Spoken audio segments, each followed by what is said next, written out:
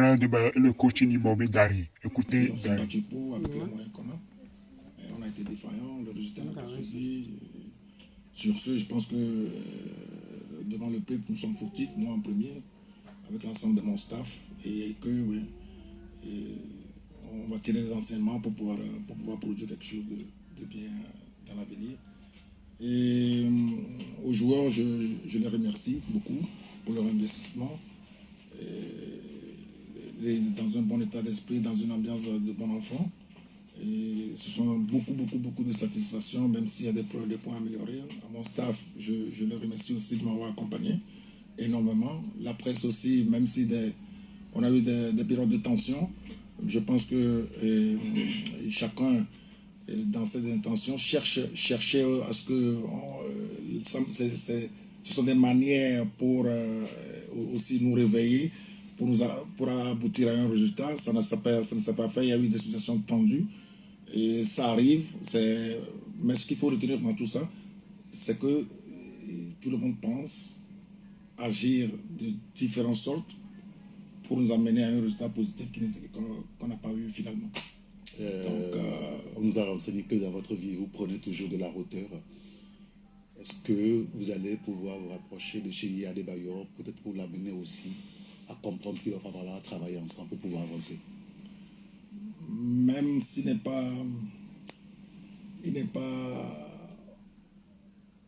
proche de l'équipe, je pense que là où il se trouve pendant les endroits où il s'est trouvé pendant qu'on joue, je pense qu'il y a un sens de patriotisme qui le guide à aller regarder qu'est-ce que les éperviers font.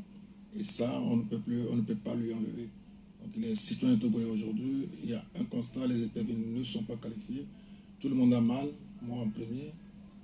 Oui, pour moi, c'est pas moi qui décide de certaines situations, de qui vient avec l'équipe ou pas. Ce n'est pas moi.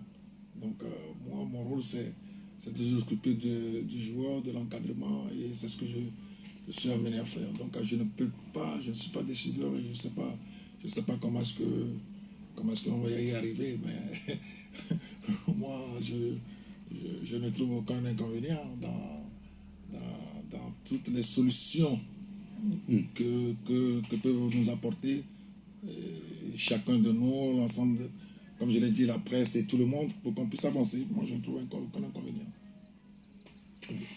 Merci beaucoup, Daré Nibombe, d'avoir accepté faire ce parcours avec nous ce samedi matin. Ça fait plaisir, et le sens du patriotisme nous demande à continuer par se battre pour l'avenir.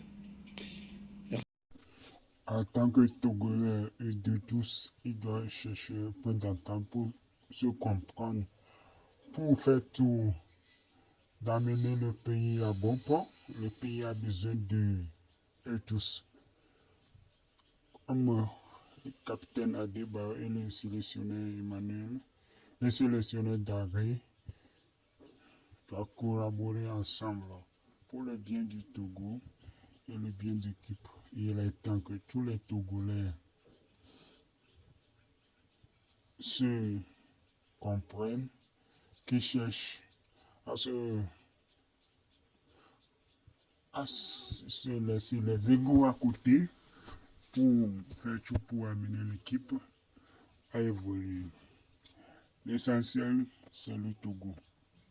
Les égos à part. S'ils peuvent s'attendre sur leurs différences, ils peuvent se comprendre sur les différences et mener l'équipe à bon port. Ça sera une bonne chose pour l'équipe du Togo. Il est temps que le Togo avance.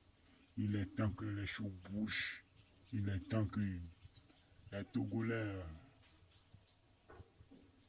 se comprennent. Qu'est-ce qui se passe vraiment que cette équipe n'avance pas? C'est une question à se poser. Depuis 8 ans, les choses n'avancent pas. Depuis que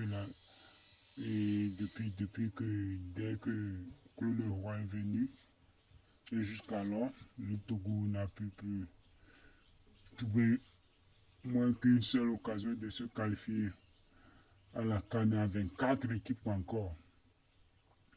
C'est dommage, c'est très triste. Il est temps que les choses bougent, il est temps que les choses changent. Il est temps, si possible, c'est au niveau de la fédération. Si les premiers dirigeants de la fédération aussi peuvent faire quelque chose pour bouger les choses. Aussi, c'est au niveau du sélectionneur.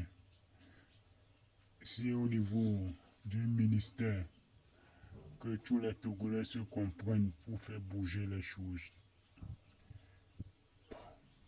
Le seul et le number one que le Togo a pour le moment, c'est Emmanuel Adebayor et que les dirigeants, le sélectionneur, que la fédération même peut se comprendre et s'attendre avec lui pour faire avancer le football. Ça serait une bonne chose. Parce que c'est lui le seul, pour le moment, qui a joué au plus haut niveau que un Togolais n'a jamais connu. C'est seulement Emmanuel Adebayor.